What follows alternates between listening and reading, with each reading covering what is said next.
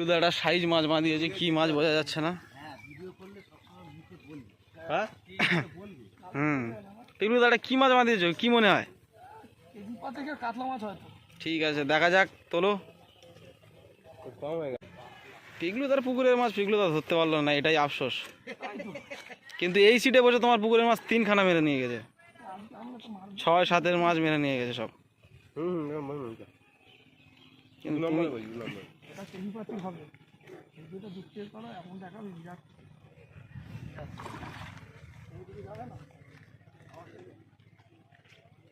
হাওয়া খেতে এসছে।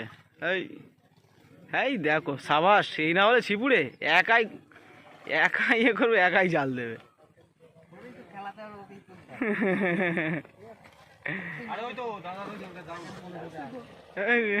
একাই তুলে নেবো, কোনো চাপ নেই। ব্যাস সাবাস, বিশাল মাছ উঠে গেছে।